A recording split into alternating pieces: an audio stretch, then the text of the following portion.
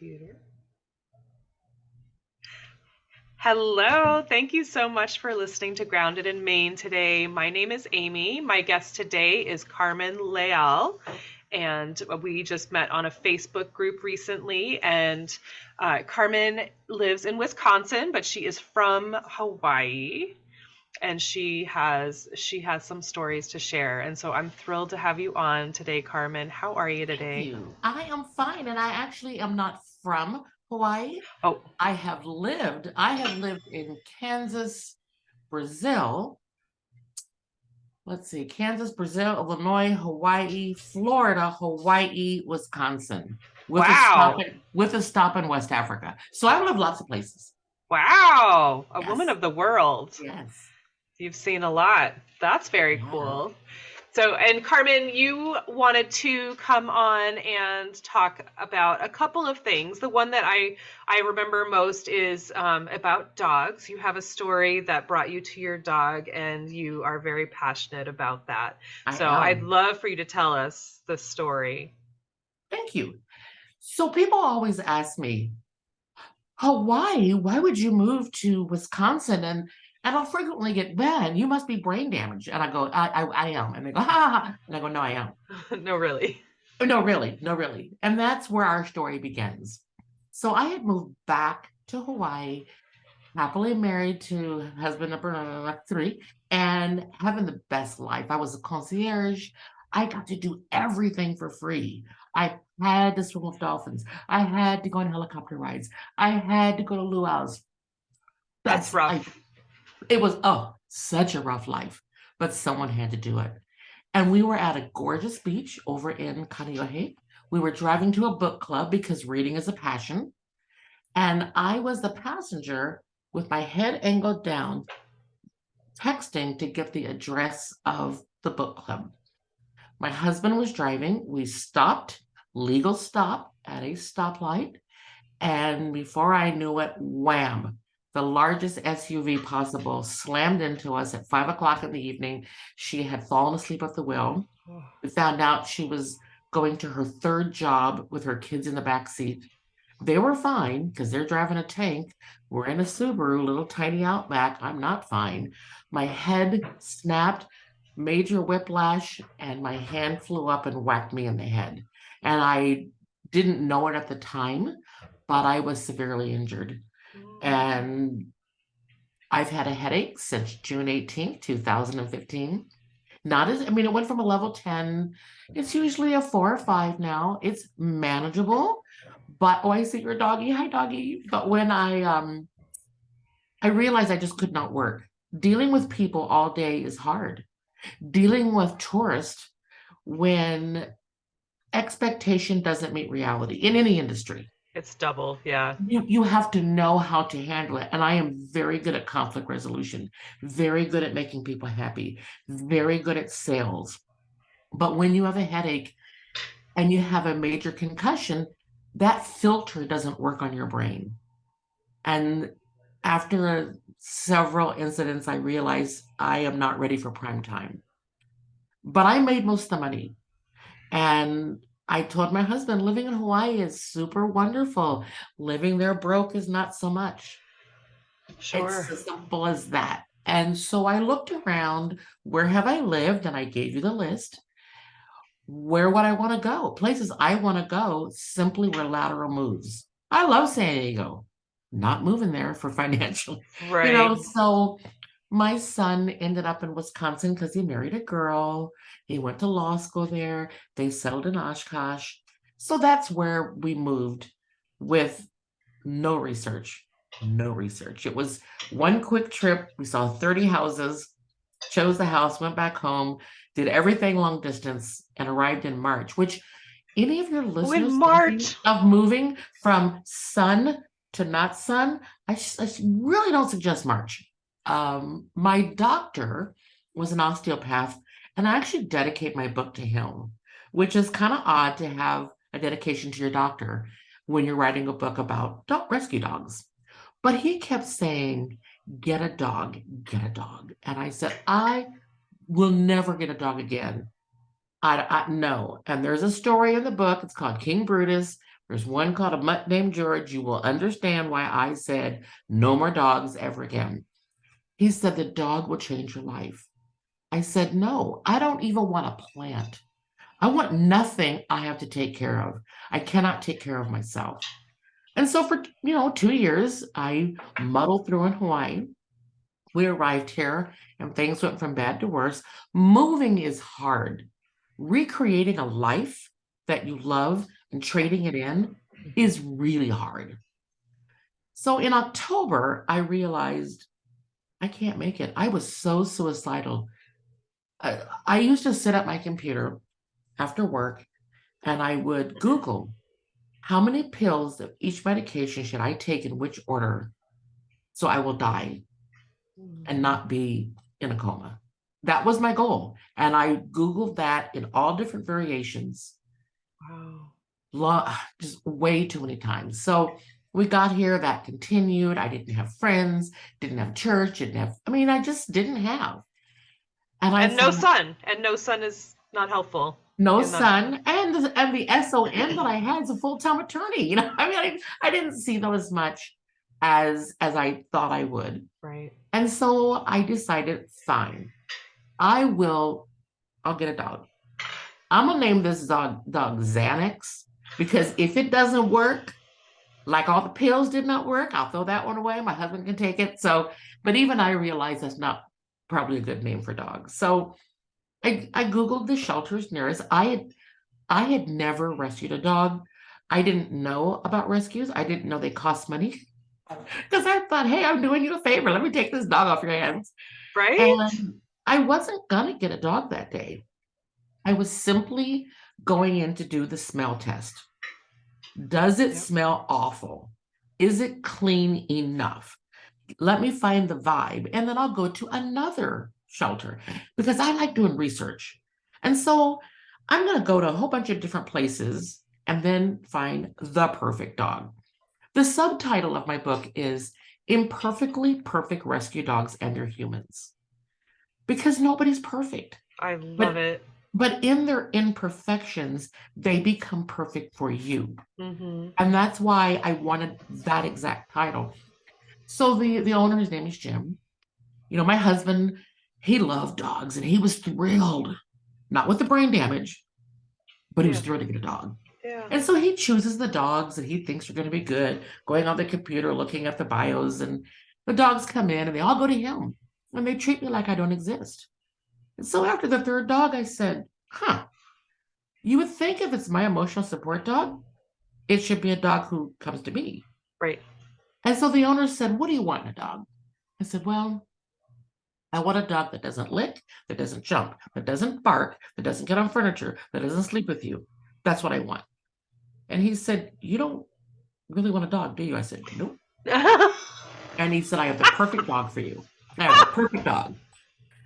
He leaves, he comes in, and this little nothing of a dog, just, how you look at dogs and there's some that are flashy like huskies and they have different color eyes, or they're just really cute little muffy dogs. No, this was just a dog. It turns out he was 12 pounds underweight. He was a little brown dog with a black tail. I really can't say that he was adorable.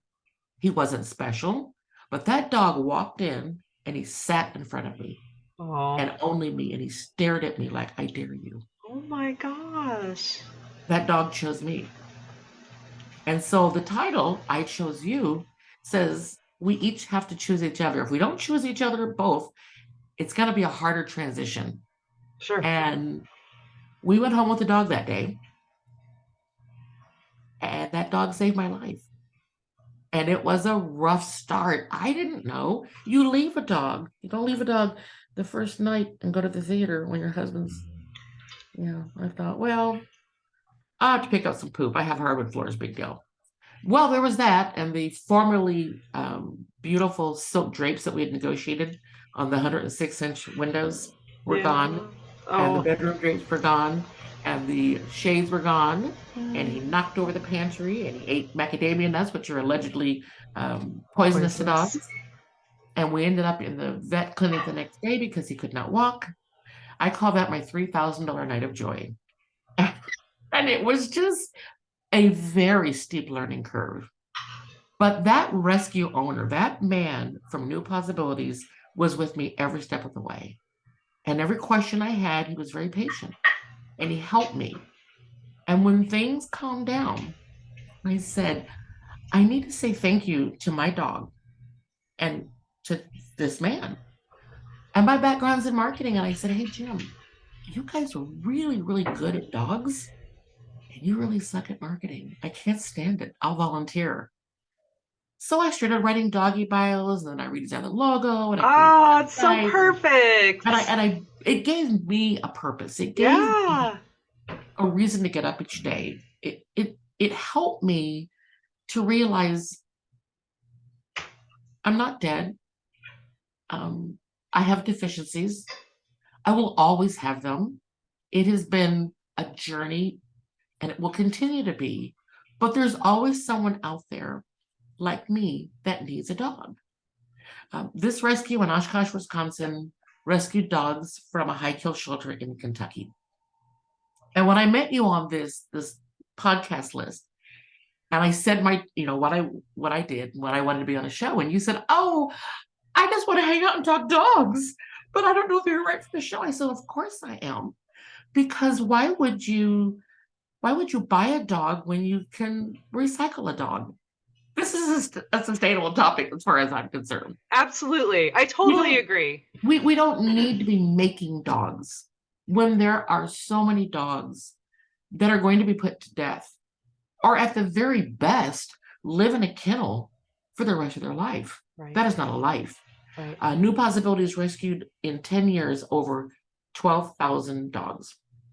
And I was involved in 6,500 of those dogs. Oh and my gosh. I decided, and COVID was awful. Funding collapsed, employee. It was just, as you're going to hear the story with businesses and nonprofits, and sadly, they could not sustain it. And they did close the doors in September of last year. But before that, in 21, I said, hey, Jim, why don't I write a book? Remember I said I'd never have a dog? I also said I'd never move back to the Midwest. And I said I will never, ever write another book, because I'd already written 10 books. Oh my gosh. I had to teach myself how to read again. I had to teach myself so many cognitive things, and it just seemed too hard. But I knew I had stories to share. And so I collected about 90 stories from 45 different authors and just regular people all over the country. I put a call out and I said, do you have a rescue dog? Do you want to share a story? Oh, I wish I had known. Well, I have 2 more books in the series, so we'll work on that. And your listeners, let me tell you, you're way too young for the new one, but the third one you can. So the next book, which the working title is I Still Choose You. Every author is 55 or older, because there are reasons why people in that last quarter or last third of their life should get a dog, but those reasons are different. Mm-hmm. And the dogs they get are different. Mm-hmm. And I saw so many people surrendering dogs because they got the wrong dog at the wrong time. And so my goal with the new book is to capture those stories of people like me who thought life was over, who needed companionship, who needed a friend, who needed a purpose. Dogs do that. They do. So 100%. So from saying I will never write a book to now I'm into book 2 and then book 3. The third book is getting a dog when you have kids. So that's it's called the Wagging Tails series. Yeah. Fun. So I started a little publishing company called Wagway Publishing. My dog continues. A portion of every book that is sold goes to a rescue. And it's been going to various, but I think I finally found a foster-based rescue that gets their dogs from Alabama.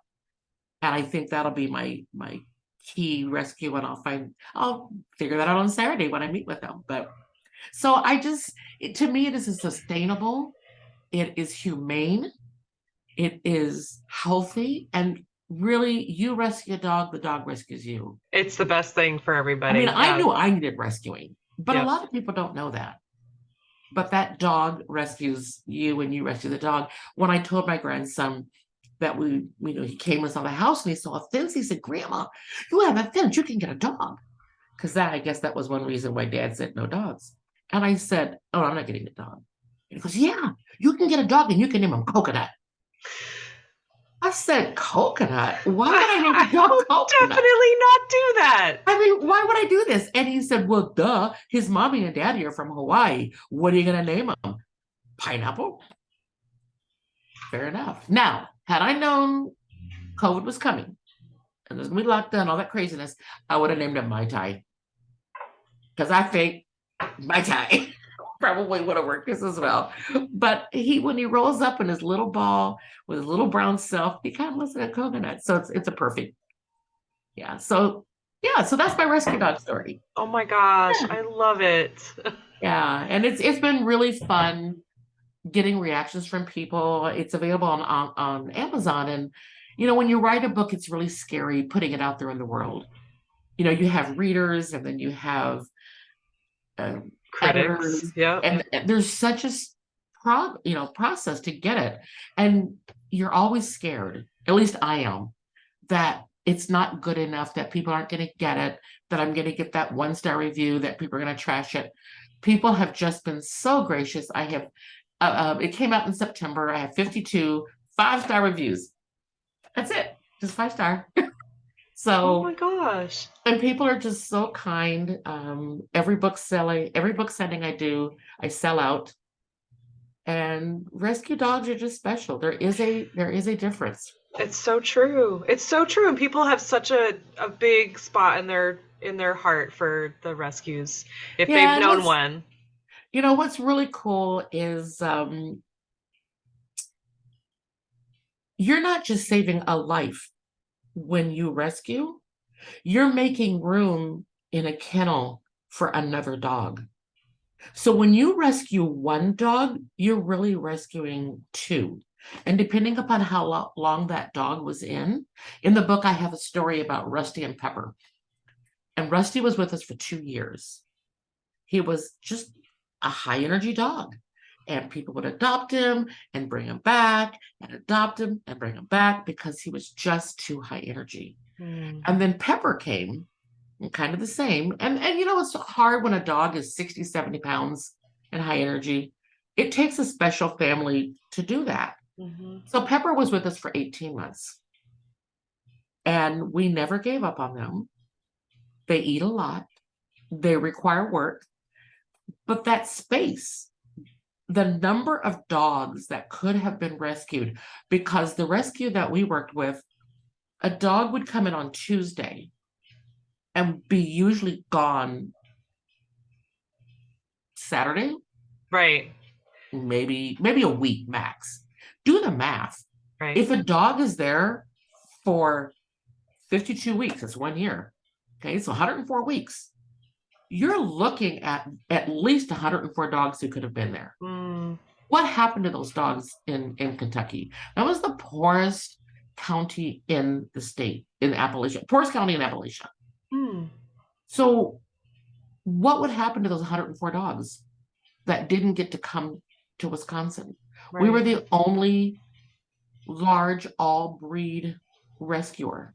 Other people would say, I only want the small dogs. I only want poodles. I only want huskies. I only want... But we took everything.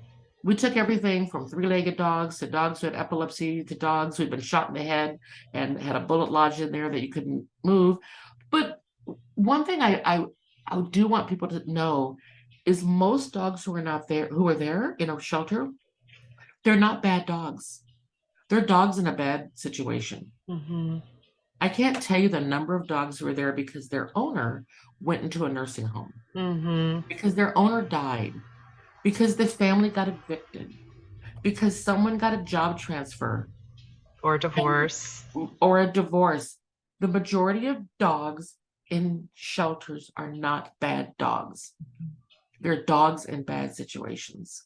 And the foreword of my book is written by a gentleman named 𝗷𝗿cie 𝗚𝗿cie𝘂𝘁𝗁. How about Wow. yeah, that's his name. And I've never met him, but it was a connection with an editor I knew. And the name of Weatherwax is Hollywood Legend. And Hollywood Legend wrote my forward. He wrote a book called The Weatherwax Method, Weatherwax Way, sorry. And it's all about dog training. His And he wrote the forward. He wrote the forward. That's amazing. Which is one of those things where when I put on Facebook, I'm writing a book, I want stories. This guy said, hey, one of my clients just wrote a book. You should contact him. And we went back and forth in email. But his grandfather trained Asta from the Thin Man movie. Wow. And trained a little dog you may have heard of named Toto from The Wizard of Oz. Sounds familiar. Yeah, the author trained the dog from Back to the Future. But his father trained all the lassies. So Hollywood royalty. And when he wrote in his foreword, which I never thought of, and I don't think many people did, he said, Hollywood would like you to make you think that all people have purebred dogs. Right. But the reason why is it's easier to cast a stunt double. Oh. Pretty cool, right? Right? It's not that they're being elitist. It's if you do my dog in a movie with his uniqueness, he can't have a stunt double. He can't have a stand. I mean, I thought that, wow, that was really cool. But the one thing that he said, and the forward, he talks all about the value of a mutt and why the health benefits and the cost and all this is really sustainable reasons why a mutt is there for you. But then he said, the next time you want a dog, think with your heart, not with your pocketbook. Yeah. And go to your local shelter.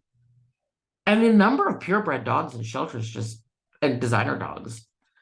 I can't tell you all the doodles we but there's just, again, not bad dogs in bad situations. So yeah. But let me tell you, sustainability, what else helped me that I never thought would. Yes, please. So my website is carmenleal.com. That's CARMENLEAL.com. And if you go there, you'll see my tagline. You'll see storyteller, because as you can tell, I love to tell stories. You'll see coconut's mom, and you'll see reluctant gardener. I do not like gardening. That is not my thing. We bought this house never really thinking about the yard.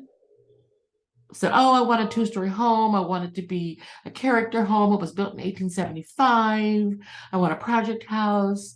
I want 2 bathrooms. You make all your it's. You tick all off. It never dawned on me to really look at the yard or think about the yard. And I realized once I got here, I made a big mistake. When spring and summer came, I realized I did not buy a house. I bought a yard full of weeds with a house thrown in.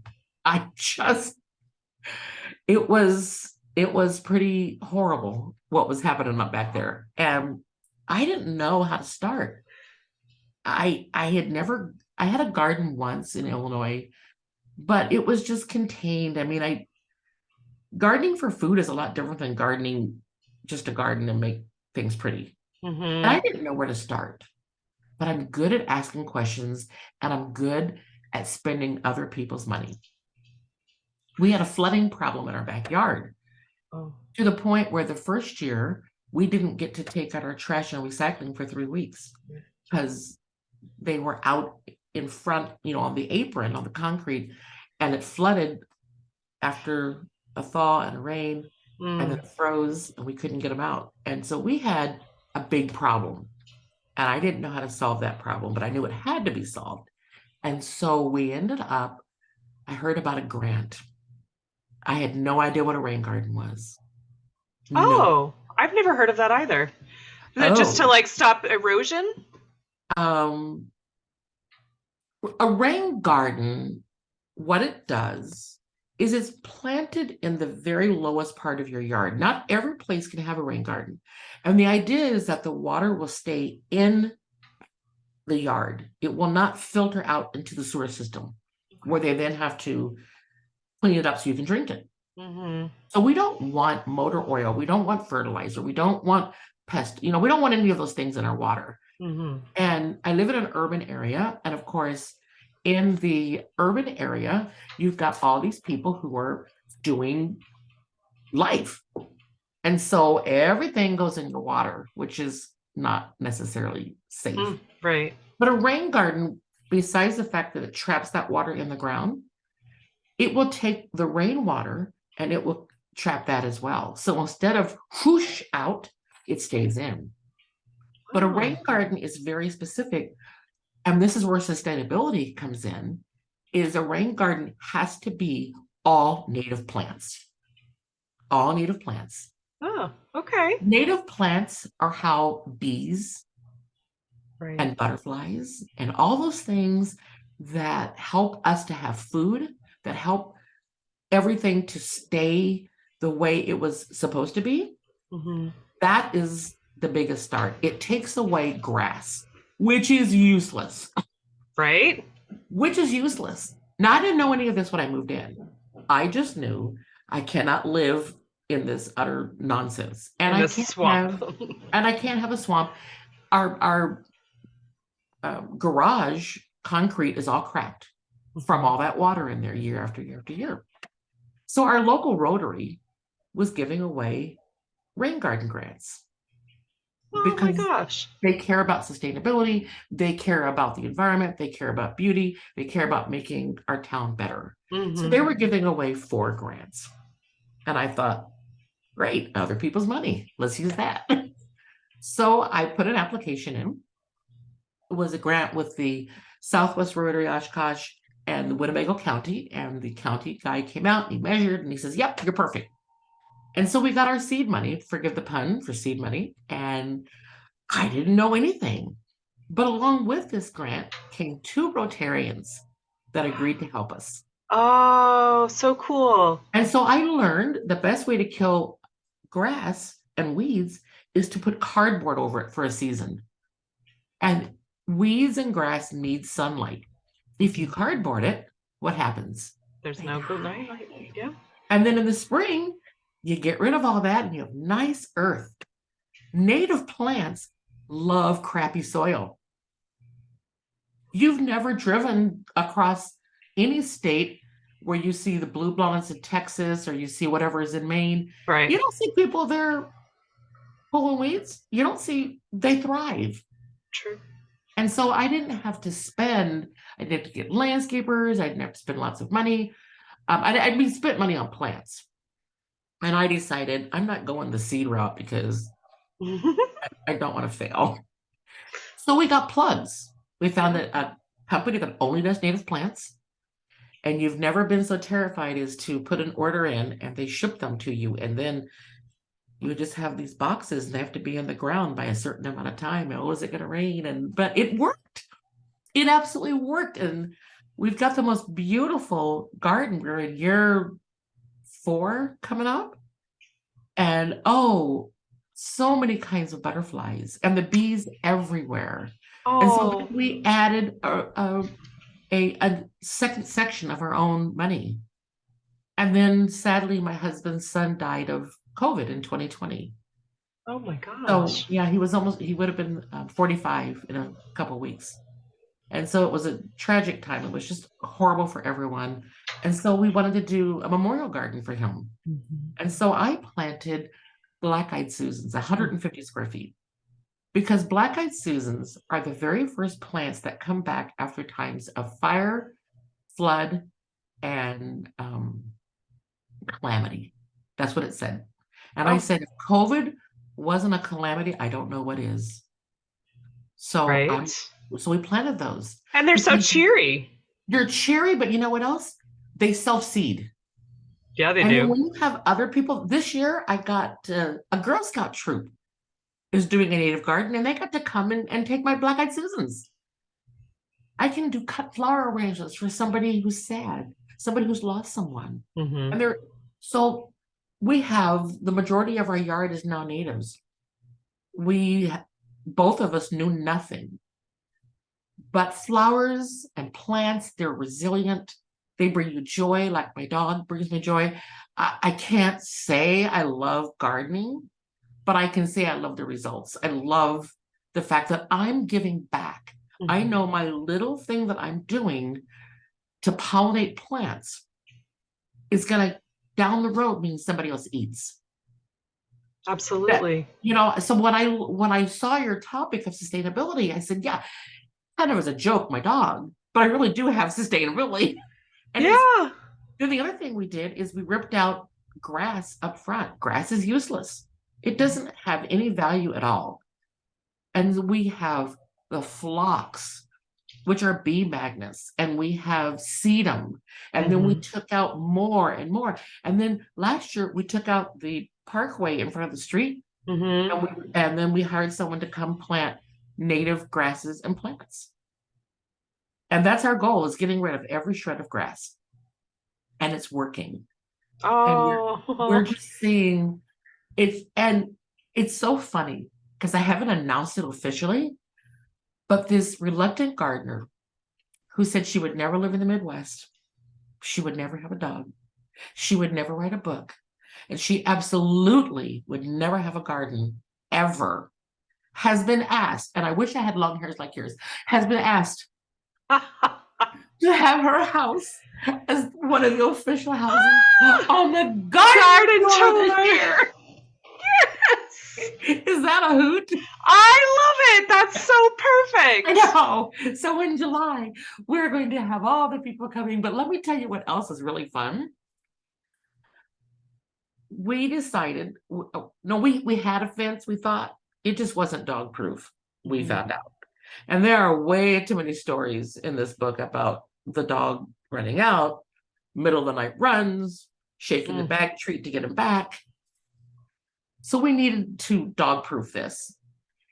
And people started giving us doors. And my yard has,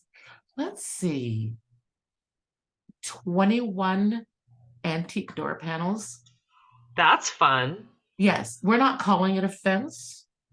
It's yard art.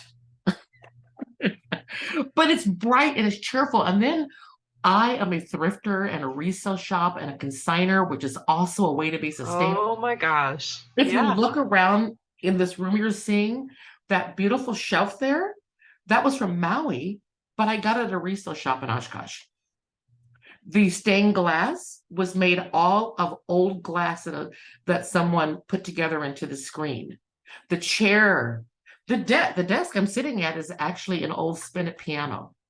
Oh, I love the stained glass. It's gorgeous. Oh, that was a great story. I mean, I've got so many amazing pieces in my house that all came from resale shops. You don't need to spend a lot, but you can have unique, wonderful, colorful. Everything has a story. If I bought something new, it was because there was no choice. And to me, that is sustainable. Just because it doesn't work for someone else, or they died, or they moved, or those kind of things, we cannot throw them in trash heaps and expect our world to thrive. We just can't. Right. So I never knew that I felt so passionate about that until I moved. So for somebody who had a different plan, I feel like sustainability is I was able to retrain my brain. I didn't have to give up. I didn't die. That's sustainable. Sustainability comes in all different shapes and sizes. And that's important for your viewers and your listeners to understand. It's not just about becoming self-sufficient through growing food and that's good. That's very good. But sustainability means different things to different people. So absolutely. Yeah. And I love that. I love your passion for it. I love the surprise, because I did not see that coming. I love when more comes out than I expect. And like you said, like it's not just gardening or recycling. Like there's so many ways to be sustainable. The And it things doesn't that have we think of, living, I need to tell my husband one thing. Okay. okay. Gary, can you turn off the soup? We don't want boiled much. I do bulk cooking, which is another way to be sustainable. So I go to Costco and Woodman's and different stores and I buy everything and I cook for 3 days and it lasts me about 5 months. And I pack the freezer. That was the first purchase we made, was getting an electrician to rewire that back of the house. We could have that freezer. Though I have no food waste and my budget is so much lower than people who are, rightfully complaining about food prices. Hmm. Hmm. But it doesn't hurt me as much because I can pull things out of that freezer. I repurpose leftovers like nobody's business. That's sustainability. So thank you for Absolutely. letting me have him go in and do that and I'm just real excited because he had knee replacement in December and he has another one coming up in 2 weeks. And by gardening season, man, he's gonna be right there. I finally got a weed picker. I can say you cannot complain about I can't bend down anymore. Yeah. You can do that. Yeah. So what are you growing in your rain garden, Carmen? Oh my gosh. Um, I mean, I know you got black-eyed Susans, but that's in a memorial garden. that's yeah. Um, You I said don't, you phlox. know what? You know what? I'm gonna look it up because I know I'm gonna say it wrong. See, because I'm not a gardener, so I have to get my cheat sheet. So here we go. There is, and I will say it will depend upon your zone Mm-hmm. because I didn't know anything about zones, so I had to learn about that. So it will depend upon your zones, and for anybody who is starting a rain garden or any of those kinds of projects, honestly, go to your local expert. Mm-hmm. And we were blessed because we found someone who had a great catalog and had a wonderful eye. And so all we ended up doing was saying, here's our space.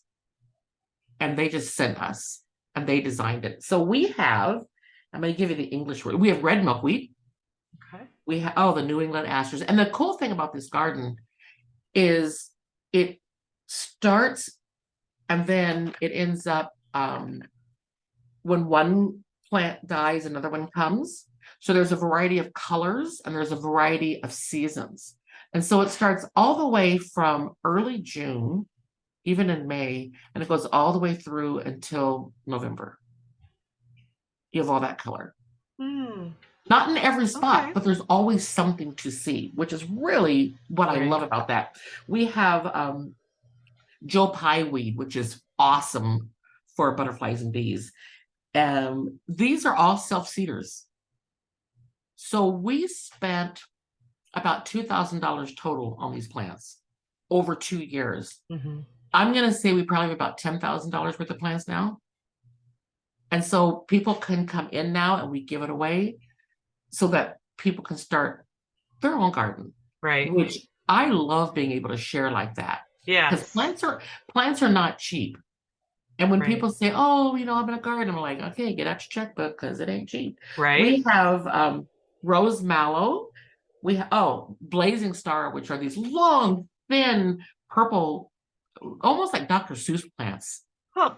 And it's really fun because you can get out there when you walk there and you can see the bees just killing them. I mean, they're just, by the time the season's over, everything's gone. It's just a stock. It's just a stalk. And I didn't expect that. So that was a surprise.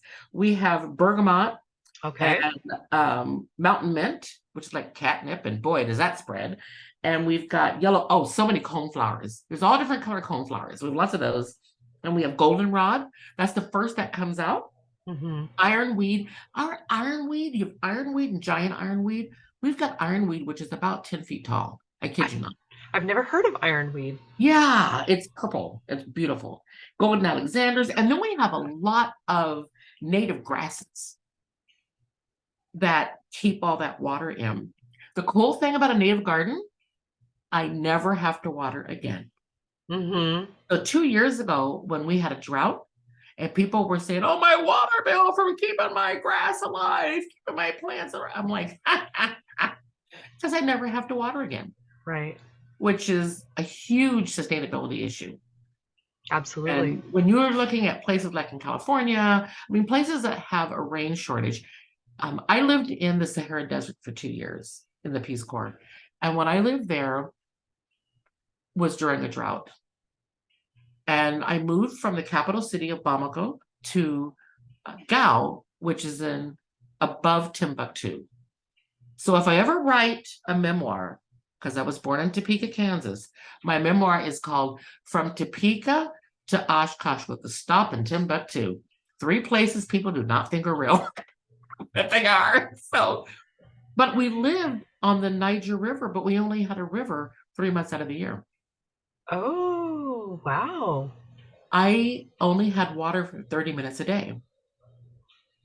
And if I overslept at 4:30 in the morning, when it was my 30 You minutes missed of your water, chance. I missed it. So I had to I had my bathroom water, my cooking water, my cleaning up water. I had all the different containers of water. And if I overslept, I had no water. I did have a garden the last year, and sand is great to grow plants in, but only if you can get it water. And so I had to put mosquito netting over my garden so Mm-hmm. all the bugs wouldn't eat everything.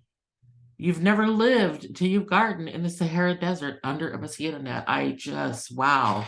I should, it was horrible, but I had huge melons and great peppers, but I had to go in there with a container and a calabash, which is a gourd that's dried me like a spoon, and I had to hand water on my plants.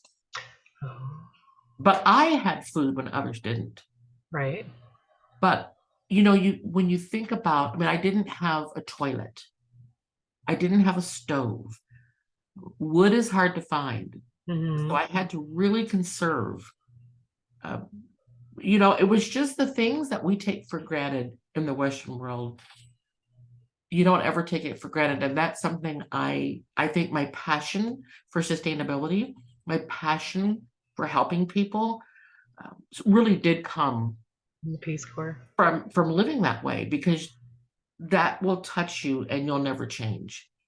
And it's so easy to take for granted what we have, but not everyone has it. Their treatment of dogs was interesting. Dogs were everywhere. Mm. And there were some, we didn't have a dog. We had a servant who slept outside on a mat. He wouldn't come inside, and he had a dog, but he wasn't treated.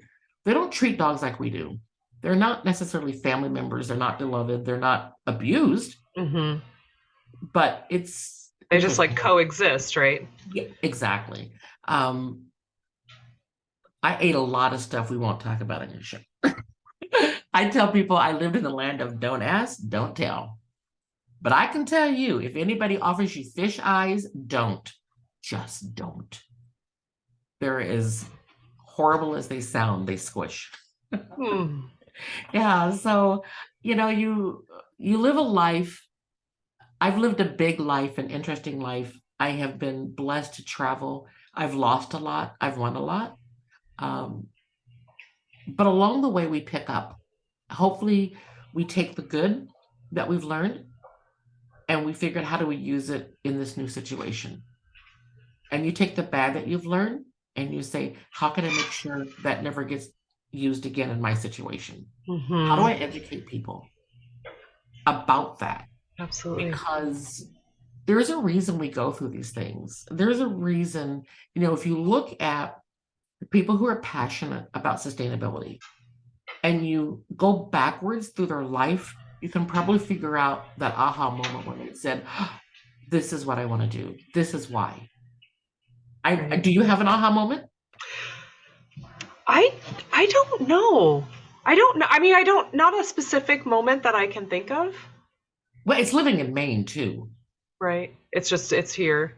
Yeah, my husband's from Massachusetts, and they used to own a cottage in Maine, and he has one of his nieces lives almost in Canada, So it's a mindset Mm-hmm. It's a little, it's different. It's not bad. It's not good. It's just different. And you're probably young enough that it's just woven into the character of where you live a It's little bit. possible. We finally got a food co-op here though. Woohoo! That's awesome. I I would love to know. set one up. That would be Yeah. very Oh, cool. it's very cool. But yeah, well, I love your podcast. I love your message that you are getting people to understand sustainability starts with you, as cliche as it sounds, Right. and it doesn't have to be something huge, but it is something That that we will can all help. do. We can all do something, and it will change our world. It really will. And I think that one thing that I really appreciate about the people that one thing I love about the co-op when they were organizing it, and I was going to the meetings and buying a membership, and I realized these are pretty cool people. They're the kind of people I want to hang out with. Mm-hmm. And surprisingly, there were people, even though I'd only been here, I think maybe 2 years when I got involved, I already knew a lot of the people. And I thought that was cool that we sort of we're all magnets for each other. It's true. It's true. Like it's similar minds. I have so one of the people that's walking around is a friend of mine that we volunteer together at a local farm that grows organic produce just to donate it to the food pantries. Oh, I love that. And so, that's how I met her, but we have the same group. We've had the same group for like 4 years. The same people go every single Saturday morning, and like we're very close because we all have the same passion for what we're Yeah. doing. And it's And not, we miss it if we're away. So yeah, and I get the other that. thing that I found is a lot of the people that I've connected with through the rain garden or through rescue dogs, they're also those same people in my book club. They're also the same people who are passionate about the arts. I'm a singer, and I sing with a vocal ensemble here. Really? Mm-hmm. Oh my Yeah. gosh, we are like kindred. Are you a singer? Yes, A musician? Yeah. I used to be. Well, I went to college on a full vocal music scholarship. That was my dream. But sadly, as a freshman, my second semester, I developed a huge goiter and had to have my thyroid removed, and I couldn't sing for a year. So I used to be a first soprano, and now I'm an alto, a second alto. And I Oh. had to train myself again. And then with this car injury, I could not sing. I could not, the noise, I couldn't read music. So once again, I had to fight my way back to being able to do music. And interestingly enough, in this book, I chose you. Every single chapter begins with a song. Not a dog song, just a song. Because, I feel like, Dick Clark said, I can't think of the quote, but music, it just resonates with all of us. It brings memories. When we've been sad, music has been there. When we want to celebrate, music is there. There are key songs in our lives that are just part of who we are. And the first night when I brought Coconut home, not knowing anything about having a dog, because I had never been the person for this dog. And we had to carry him upstairs because he couldn't walk because he's falling down the stairs and ended up at the vet, blah, blah, blah. And we had a little bed and I put him there. And I didn't know what to do with him. It just felt weird just saying bye. But I remembered when I had my baby. And I didn't know what to do with the baby. Mm-hmm. So when I had Coconut, I got on the floor next to my dog. And I said, let's look at your eyes. And I did the eyes. Let's look at your paws. Let me tell you a secret. And I whispered in his ear. And you could just hear him relaxing. And I'm at him. And then I sang to him. And I sang the same song that I sing to my baby. You are so beautiful to me. You're everything I hope for. You're everything I need. You're so beautiful to me. Joe Cocker. Mm-hmm. And I sang that. And so when I told that story in the book, I don't use lyrics because, well, copyright, but I don't need to tell lyrics because people know the song. Right. And so each chapter has a song from my life that brings back a memory that I can tie into the theme of that chapter, which is because I can't separate myself from music. Right. Yeah. Dick Clark did say, music is the soundtrack of your life. Yep. Okay. And for the people who read my book, so are dogs. They're the soundtrack of your life. And so my dog, it's so funny because other people will do commands while I do music. So there's certain songs I sing that he knows it's time to go upstairs. And if I forget and I sing it, I go, no, come back down, come back down. But he knows because I do everything with him with music. Oh my gosh. Which I love that. He knows those songs. I don't know anybody else who does that, but I didn't know how to do a dog. So I just did it my way. And somehow it worked. So Wow. he just turned 6. And I tell him, slow down, slow down. I don't want you to die. I want you to live. Don't, because you're getting too old too fast. I can't break another one in. Right? So. Oh my gosh, my dog just turned 6 too. Wow, sisters. I know. What are Coconut's breeds? Do you know? His what? What his breeds? Coconut's breeds? God, this is really funny. And I'm going to share this because I'm sure you'll end up having people listen to this who work at dog shelters, or they volunteer, or they care. So I was always looking for a way to raise money for the shelter. And I didn't care what my dog was. He was just my dog. Right. But I love marketing. So I came up with an idea. And we paid and got his DNA test done. And I announced a contest. Okay, here's the contest. You can vote as often as you want on what you think this dog's breeds are. But you have to make a donation every time you vote. Oh, so good. All the money will go into a pot. We in Wisconsin love 50-50s. So whoever guesses the closest to Coconut's primary breed, the closest percentage will get half the pot. If there's more people who guess the same, you guys split it. So the shelter gets half, and you guys get half. I put up his adoption paper. He was billed as a shepherd mix. Mm-hmm. I put pictures. I told stories. But during those 6 weeks while we waited, I wrote about breeds. Why certain breeds, why breeding doesn't matter until it matters. So if you're a 70-year-old living in a 3-story apartment, you are not getting a husky, not on my watch. Because that's not going to work. Right. If you want to go running and you want a running buddy, yeah, you're not getting a dachshund.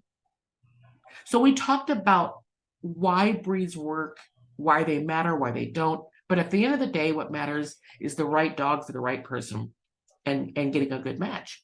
And so people were voting, and we had so much fun. And then I got the papers.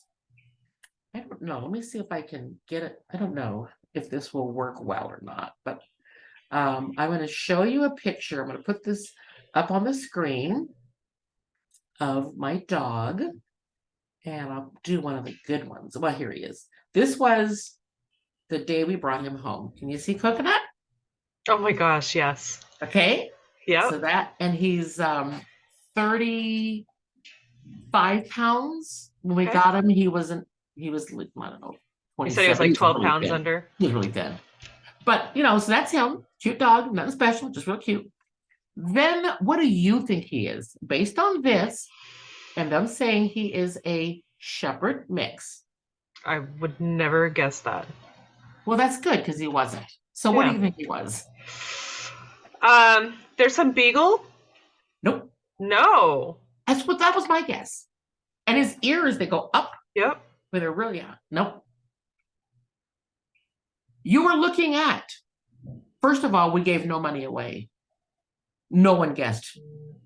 Because you were looking at a 25% Great Pyrenees. You were looking at a 12.5% Shar-Pei. Oh my gosh. I mean, my DNA, I look like a package of Skittles. There's so many colors on the chart, so does he. He's got some American Staffordshire Terrier, which I can see in his chest. Okay. This dog is nothing. And I was going to, when I When I posted the great results, I was going to say, I said, I'm going to ask for a refund because I don't think this is the right dog. I really don't. You know, that was my thought too. Like, how accurate are these tests? Well, I posted that. The very first person who responded, she said, my dog was rescued from Alabama, I think it was. And he was also 25% Great Pyrenees. Oh. And I didn't believe it. She posted her pictures, her dog. He was identical to Coconut, except he was fat because she overfed him. Oh, They could have been brothers. gosh, they probably were. Well, no, Kentucky, Alabama. I mean, if it would, no, there were no. And her dog was way older than my dog. Oh, okay. So we got to keep all the money. It was a great fundraising. It was a great education. It was really fun. And that's how I found out my dog's DNA. Wow. Isn't that cool? That's very cool. Yeah. Yeah. He was he's a great dog. And at the end of the book, I say, I wish I could find his old people. I just have visions of them putting up lost dog posters. So many of these dogs are truly strays. They were born in the wild. They've never had a family. But he walked in and he knew how to eat from my hand. He knew how to sit. He was used to having a leash. He wasn't great at it, but he was used to it. I know this dog was owned. I could tell he was loved. And I said, I wish that I could tell them, you had a runner, because that dog's a runner. He was so awful for me. I think he just ran away, but he wasn't microchipped and he wasn't fixed. Yeah. And it's such a poor area that when they get a mile away, there's no way to connect. Right. And your dog wasn't running away from you. He was running to me. He needed to find, every time I think of this, I cry. He needed to find that broken woman that didn't want to live. He ran to me. And I hope they got another dog, that they gave another dog a chance, but they microchipped him and spayed or neutered, and got away from him to not run away. And that's what, that's my story. True. Yeah. That's my story. Wow. That's amazing. Gosh. I was so glad that you responded to my little post. I am too. My gosh. I can't wait to, I have so many stories to share with you now. Because my dog's story is similar, except she was not loved. Oh. But she ended up with us, and it was. And what kind of dog do you have, in theory? She is. I didn't do a DNA test, but she's definitely got some Australian cattle dog. She's got the freckly body. But we've been told she looks like she has some border collie, and so you like energetic dogs, huh?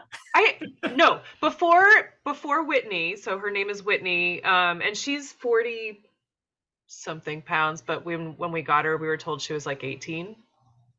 Pretty sure she was malnourished. And she's a little chunky now, but I like them that way. But so we were told she is Australian cattle dog terrier.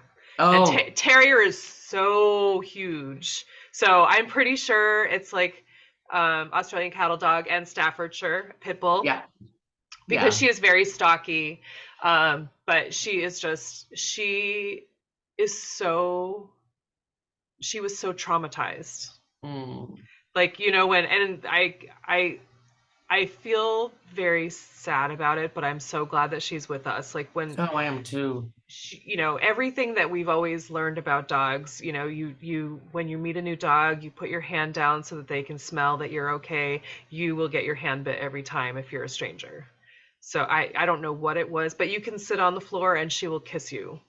She will clean your nostrils out, kiss you. But no hands. We had a second dog. We had such success with Coconut. And I said, Coconut is like my Velcro dog. And Gary was a dog person, not me. And so I said, well, we need a dog for you. Right. So they had a daycare, they had boarding. And so we would taken to daycare quite a bit. And I said, we want to adopt another dog. Who's Coconut's best friend? And they all said Bambi. And Bambi was Staffordshire Terrier and very much a pit mix. You could tell in the nose, but they were the same size, same age. They played wonderfully together. Mm-hmm. So we brought this dog home. And you know anything about dogs, you're going to hear the rule of 3. 3 days, your dog's going to act one way. 3 weeks, but it's not till 3 months that your dog actually becomes the dog they really are. Because anybody can be on their best behavior. Mm-hmm. But when they feel comfortable, like I didn't know Coconut could bark until 3 months. That dog, I thought, oh, is he a 𝗔𝗶𝗃𝘁𝘂𝘁 or whatever? Did they cut his vocal cords? Right. I mean, he didn't make any noise at all, but he didn't feel comfortable. Right. And once he knew this was home and he would never get kicked out, then he could bark. He still doesn't bark much, goodness. Mm-hmm. But with Bambi, we changed her name to 𝗚𝗿. 𝗚𝗿 is the chant when you're doing the hula. That's the song, the 𝗚𝗿. Oh. So that was her name. And everything worked fine until, oh my, maybe 3 weeks. And then she started kicking Coconut off the sofa. I had a big bed for them that they could both sleep on. She'd take her teeth and she'd flip the bed and kick them out. She became very aggressive. I got nervous. I had a double leash, but I couldn't walk them together because there were kids. And she barked and she growled, and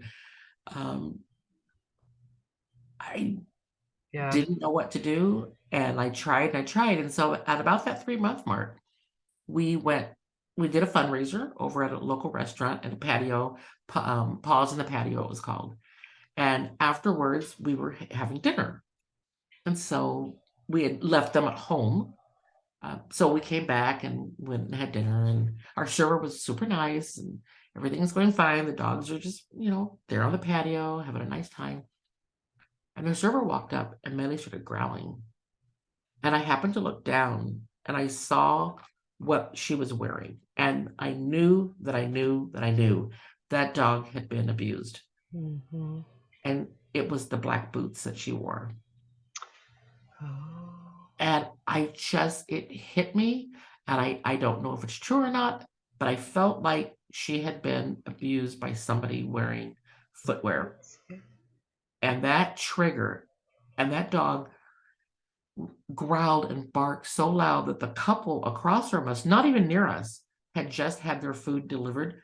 They were so terrified they got up and left the restaurant, left their food. So we got home.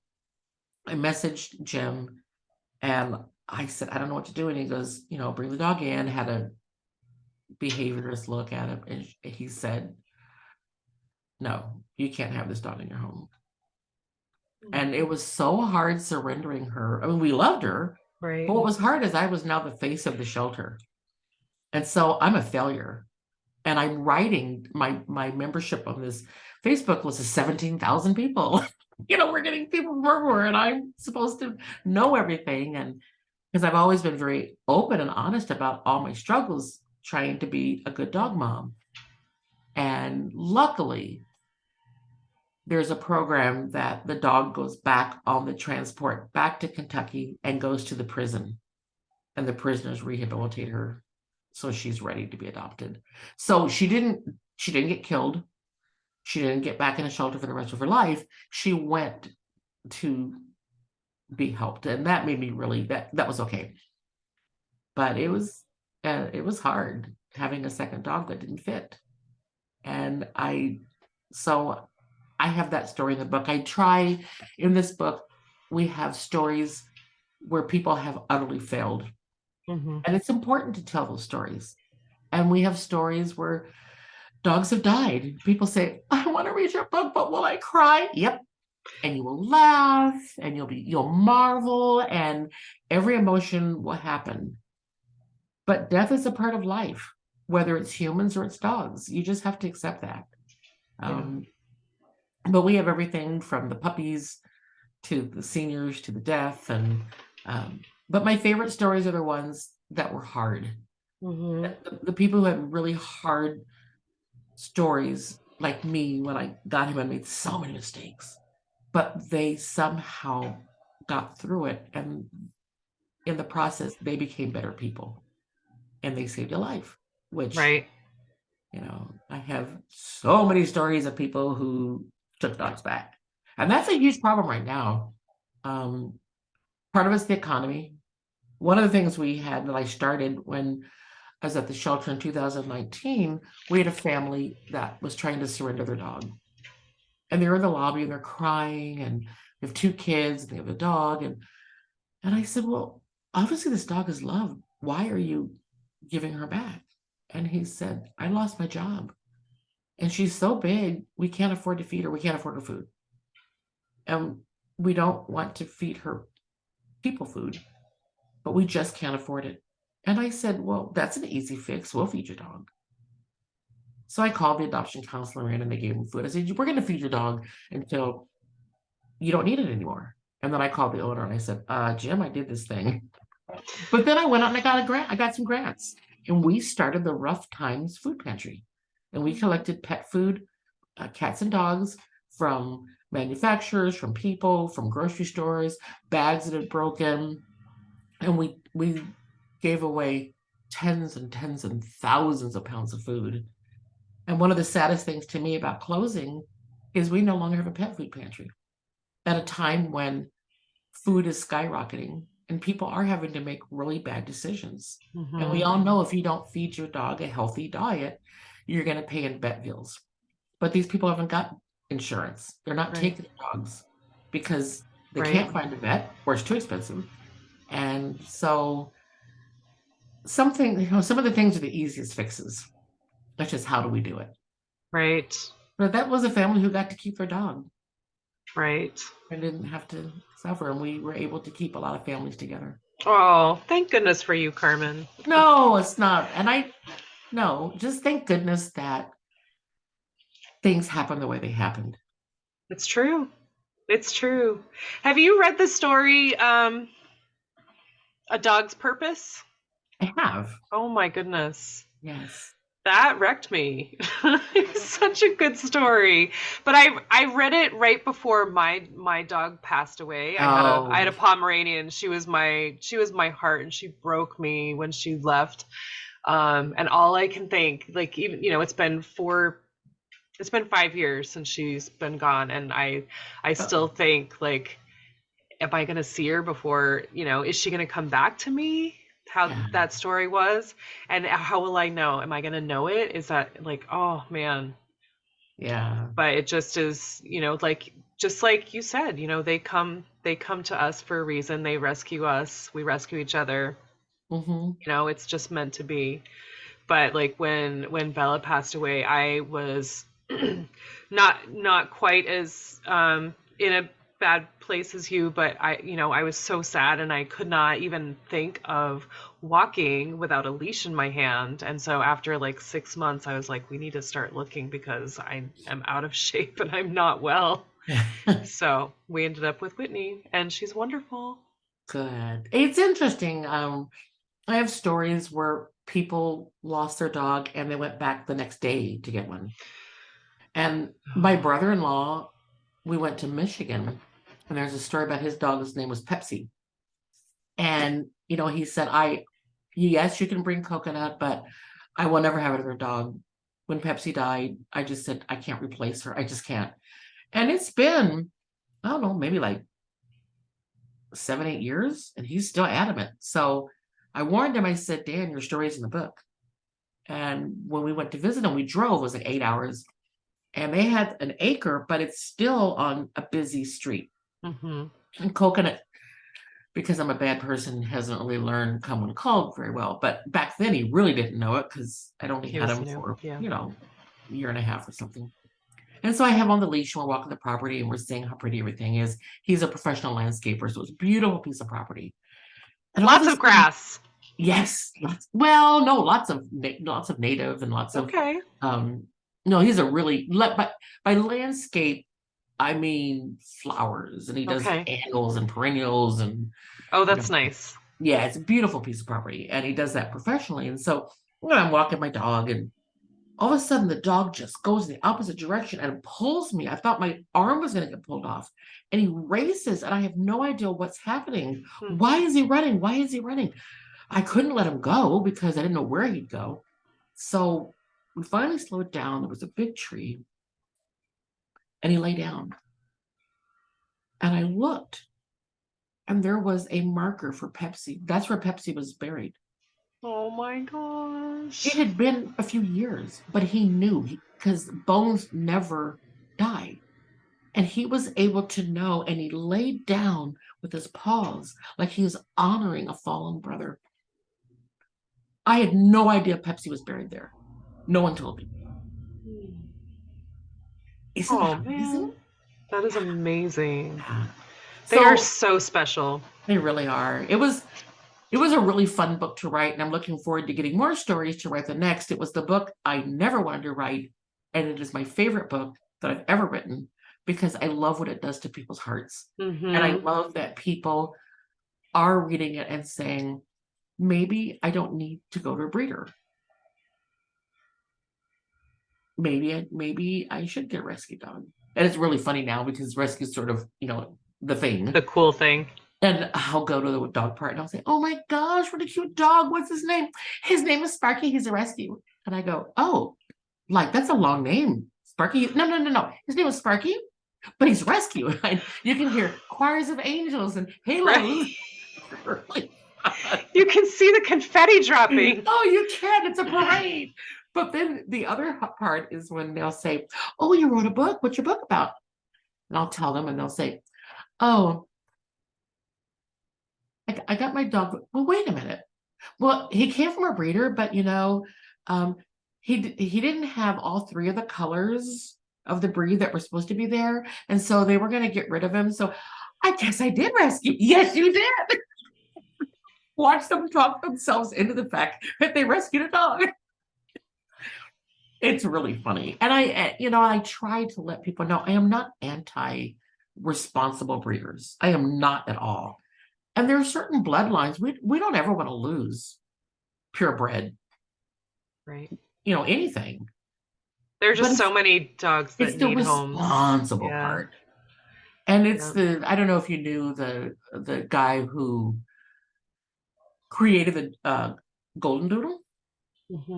He said that was the worst mistake of his entire career ever, was doing that. And if he could change one thing in his life, it would be to not breed doodles. Oh, interesting. And the dog, where I said, I'll never have a dog again, he's a doodle. He was a, mommy, Sean's dog had puppies. Can we have one, dog? It is a nightmare. And when they are well trained, but with doodles, golden doodles, you're going to do the poodle and the retriever. And personality-wise, retrievers tend to be more, I'm just happy. And the poodle's super stubborn. And super smart. Yeah. So if you're lucky enough to get a doodle with a golden personality, you have a chance. I did not. His name was Brutus, and it's a very funny story now that it's over. Right. They're super cute when they're babies. Oh, gosh. I will say. They are so cute. But of the designer breeds, that was the number one breed that we had at the shelter were doodles. Because they are hard to manage. They are stubborn and energetic, and it takes a lot longer to get a doodle ready for prime time. Takes more effort, and people don't want to do that. Well, some people, it's not even a matter of they don't want to, they don't have a lifestyle. And that was the case with us. We didn't have a fence. We both worked. We didn't have a lifestyle conducive to a dog that was high energy and really smart and needed more than we could give them. We didn't have the financial wherewithal to get the level of training we needed. Right. In Coconut, really, I did the 6-week training, and it was more about training me than him. And I watched videos and I read and asked questions, and he was that kind of dog. So I got really lucky. because financially, we're on a fixed income, Right. and we've got medical bills just rolling on like crazy from all my husband's surgeries. And Right. I could never afford a dog that I needed to invest in. And people, when we would do the application, and we're not trying to be nosy and find out, are you wealthy or you poor? We're just trying to say, do you have the resources? This is a dog. You can't have this dog if you don't have a fence. You can't have this dog if you don't understand that a big dog will likely get hip dysplasia. You get a dog that's 70, 80 pounds, you are looking at making hard decisions, getting surgeries. This is just the way it is. And if you adopt a dog that's already 2 or 3, the likelihood of getting pet insurance to cover those issues, even if you buy the insurance, they're going to say pre-existing condition. I mean, it's just the way it is. So when you're looking at a dog, you need to look at where you are financially now, where you are in the home you live, where you are with your time, and a dog that fits into everything. Because there's not, I mean, you may have, so often people say, well, I want to get a border collie because my grandmother had them, and I remember have good memories of, well, that's fine in your little 1-bedroom apartment, but that's not going to work. You don't get a border collie when you're 23 living upstairs and you work and you commute and you're never going to see this dog. That's not fair. It doesn't mean you can't get a dog. You have to get a dog that's perfect for your lifestyle, your budget, and set aside those dreams of the border collie. Well, and that's where the rescue part comes in actually really handy, because if the dog has been at the shelter or Humane Society or whatever, the foster, they've been socialized. They've learned about them. To a degree. Right. But like when you went to see Jim and you said, this is what I want, and this is what I want, and this is what I want, and he was like, I have the perfect dog for you. But he knew that because nobody had ever asked about that dog for 3 weeks, which for that rescue was a long time. A long, long time. But when we literally, the dogs have surgery on Tuesday to fix them and see the vet. They get on the transport on Wednesday, and they come to us in the middle of the morning on Thursday, and they're on a website on Friday. I would write those bios. I never met the dogs. I just they'd say, how do you know them so well? You nailed it. And I go, well, you never make a promise your dog can't keep, but you talk about looks, breed mix. You talk about training. You're not really saying anything, right? I mean, I'm a marketer. But on Friday, when we opened, we had people who put deposits, and I'm not even talking just COVID time. Without even meeting them, or so within a week. So no, we didn't know our dogs. We really didn't know our dogs unless if they were there, because no one, either they got returned, or they were an owner surrender, which we didn't do much of, or they hung around for longer. We just didn't know the dogs. Yeah. We would get notes from the kill shelter on any story they knew. But when people are surrendering their dogs, they lie. I don't know. I mean, or they omit, let's put it that way. When you're doing that exit interview, and you're at a job and you're leaving, and we want to do the exit interview, do you really tell them everything? Do you? Right. Because you want to get a good referral. You want your next place, when they call up and say, hey, what about this person? You don't want to burn a bridge. So when people are surrendering their dog, they're not telling the truth too often. And it's not a long, it's a checklist. So they're going to tell us what they think. But the other thing is, when a dog comes across state lines, we could not change the manifest. We couldn't change the name, the age, the breed. And I get so many people, whoever breeds determines those dogs should be fired. I go, well, it's not us. You know, I can't change what's on the paperwork. I can't do that. So What would you like it to be? yeah, go ahead. So it was, you know, people say to me, well, now that they've closed, are you gonna go? No, I'm not working anywhere. I'm too old. I have too Yeah. many things to do. I'm not doing it. I can't recreate the magic Well, you of, have a new purpose now. Like you've yeah, done that. I mean, I just can't recreate the magic of working with him at that rescue. And it Mhm. was good for what it was, but it is not my life's mission. Mhm. But I learned so much that now I can reach a world because people from all over buy these books now. It's not uniquely here in my little pod Mhm. in In Oshkosh. Wisconsin. And we have uh, stories from many, many different states, which is really fun. So it's not uniquely here. And I think that's important. And it's the same stories happen in a different way to different people, but it's the same things we learn over and over. So just Yeah. like you connected with a dog's purpose, and we connect with different movies, we connect, it's because dogs are universal Mhm. and they teach us the same lessons over and over. And that is why it's important shows like this. That is why, so we can get out that message and let people know you can change your life, you can change their life, and you can save other lives.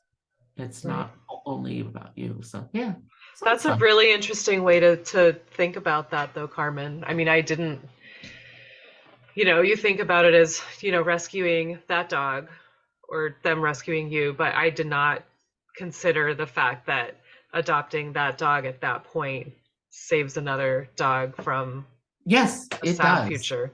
And I remember with the article I wrote when it was fun when Rusty and Pepper got adopted.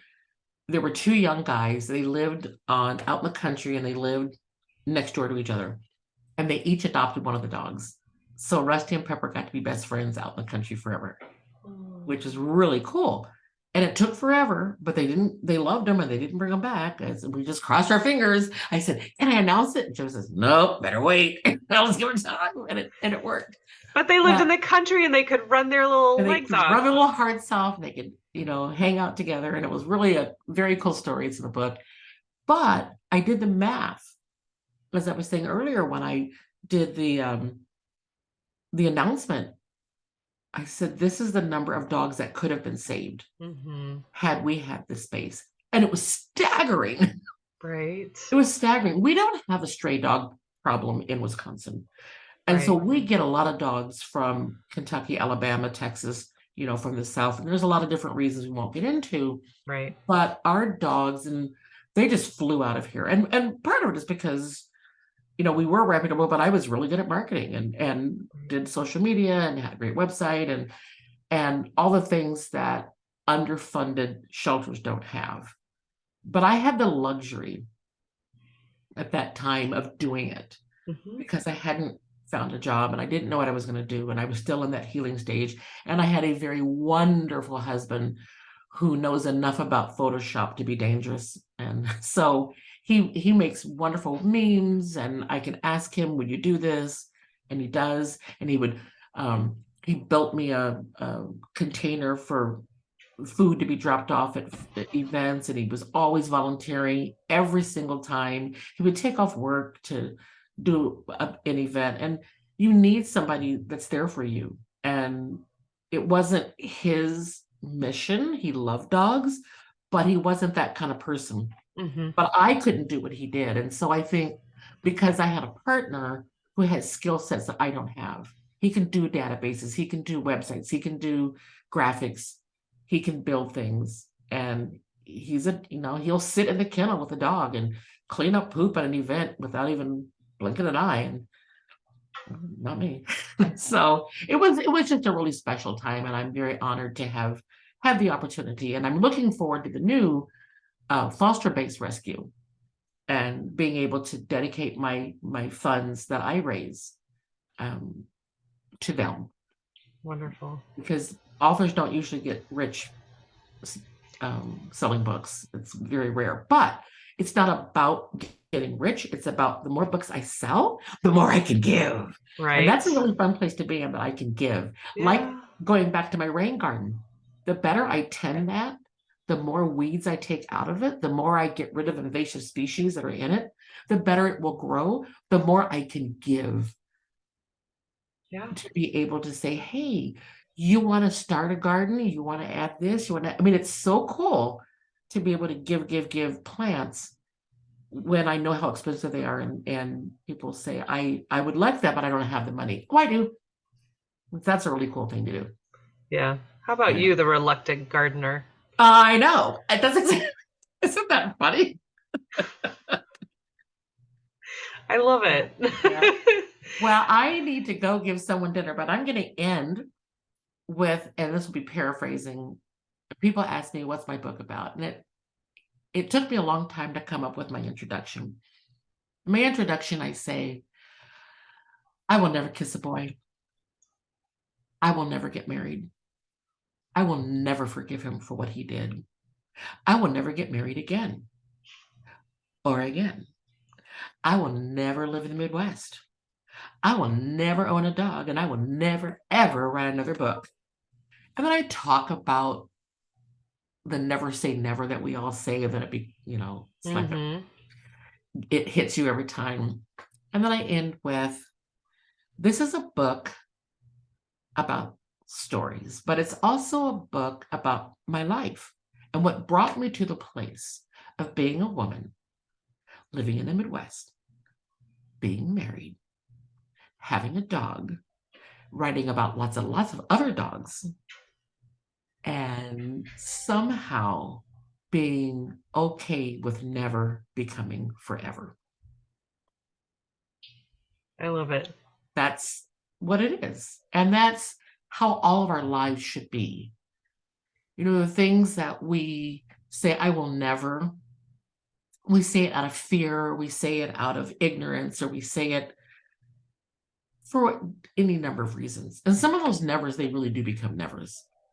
But when you let the nevers creep into your life and they make you a better person, they make our environment better, they make our communities better. The struggles we go through is usually how we become who we are to do the best that we need to do. And those nevers can become forever. And it's okay. And so I readily admit, I said never, but look what happened. And look at me now. And all the nevers became forevers. And people say, you're going to move back to Hawaii. And I said, probably not. It's not sustainable at my age and with my health and the situation. But I can visit and I can write about what I know. And there we go. Oh my gosh. I bet your concierge job, you have some stories. Oh, God. That might be a fun book. That's 99% of the people were just fabulous, and they were from all over the world. And the key, as I said earlier, is when expectations will never meet reality. My job as a concierge is to make your reality way better than your expectation. But that wasn't always the case, and it was usually because just because you got drunk and missed your bus to the tour doesn't mean you get a refund. Just because it's raining doesn't mean I owe you anything. But the majority of people were lovely, and it was so much fun sharing with them the home of my heart, helping them understand about Hawaiian history and mythology and the culture and the plants and the uniqueness of that Aina land. And I was always top producer. I made a lot of money. So I was putting 30% of my 401k doing something that was really, really fun. But when the people were stupid, I had one woman had said, and she was from the mainland, I don't know, it was Alabama or something, I don't know. She said, is there a bank where I can change my money? And I said, oh my gosh, are you going to Japan after this or Australia? Because a lot of people piggyback because you're halfway there. You're halfway. And she said, oh, no, I'm just here. And I said, well, what money are you exchanging? She goes, I need to exchange American dollars for Hawaiian money. Did I mention she was a teacher? And I can't help you. And there's leis made out of the kukui nut.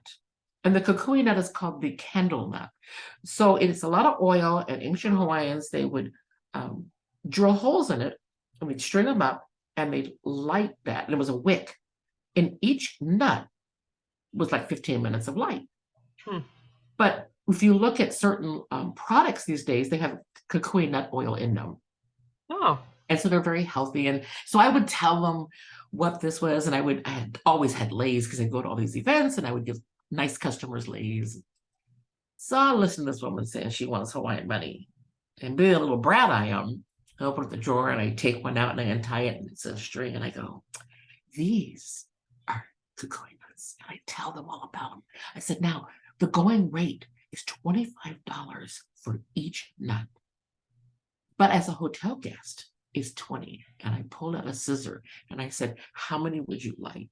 She got her wallet out. I went, no, oh my gosh. I'm kidding. Just messing with you, lady. I do have lots of stories like that maybe don't put me in the best light, but it was a great job. COVID did a number on Hawaii. It's, for a big company like Expedia, that's where I worked.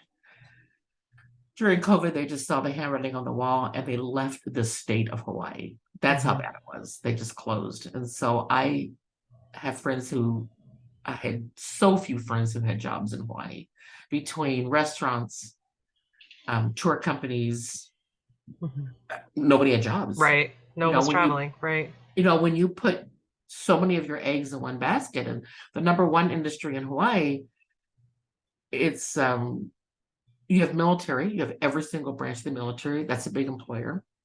State of Hawaii is a big employer. But the number two is tourism, and then comes agriculture. So you take tourism out of the pot. Right. They really saw the frailty of the structure there. And I don't know how to fix it, if it will be fixed. I mean, the beaches were awesome because there weren't any people, right. The coral was great, and fish are coming back, and you really did see sustainability. The price you pay for tourism, the price. Right. I mean, even just, the soda can, the plastic, and the fishermen nets, and you could see so much coral reefs that will never come back because people kept touching them. I mean, there is a price to pay for tourism. But the flip side, people have places to live, and they have jobs, and they have food. And how do you balance that? That's another whole story that we could go into one day. Right. Is talking about the sustainability on an island when tourism plays such a role, and how do you be good stewards of your land, but be good stewards of the people? And I personally think, instead of doing the federal unemployment where people got $600 a week, supplementing their unemployment, I think they should have offered people the choice. And if they had no roots there and they were there because they couldn't afford to leave, just say, you know what, we'll relocate you. We're just going to give you some walk around money and your one-way airfare instead of your unemployment. Bye. I don't, because a lot of people, like, you have a lot of military that's their last duty site. Just because you know how to drive a tank doesn't mean you're employable. Because I don't know anybody who's, hiring tank drivers. Right? So you get there, and maybe you have a really good skill set in that little tiny slice of what you did. But how does that translate to a civilian job? To real life, yeah. And you have a pension, but that pension is nowhere near enough to live on. And so they end up living at poverty level. The number of people on welfare and food stamps is staggering. The cost, the distance between families, it's better for you to leave. It's better for your family, for your kids, for your education. It's better for the environment if we have fewer people, because Oahu has almost 1 million people. That's crazy. Yeah, it is. On an island. It's the second worst traffic in rush hour. Well, behind Washington, D.C. Oh my goodness. Now you get out of that traffic, then you're fine. And it's not sustainable. It really isn't. Mm-hmm. And we saw that really clear. And I don't know. I mean, you'd like to think you're going to learn that lesson, but at the end of the day, people got to eat. And people need a place to live. And if you open your doors, and it's a beautiful place. I mean, I can see why everybody flocks there. Right. But when you're just bringing in all these people without a plan, it's just not working. So anyway, let me go feed my husband. I can talk with him all night. Okay, so thank you so much for your time, Carmen. I enjoyed this so much, and I can't wait to learn more. I'm gonna hook up with you. But yeah, let's do some more stuff. I have all kinds of stuff to talk about. Oh, I bet you do. How can people find you? Perfect question. So I mentioned my website, CarmenLeal.com, CarmenLeal.com. My book is called I Chose You, Imperfectly Perfect Rescue Dogs and Their Humans. You can find that on my website. I have another website, Wagaway Publishing, which is devoted to the book. And of course, it's on Amazon because they're the largest bookseller in the world. So I Chose You, and my name, and you'll pop right up. Easy to find. Cool. All right. Thank you. I hope that you have a great evening. You too. I'll be in touch soon. Fun. Okay, thanks. Bye-bye. Thank you. Bye.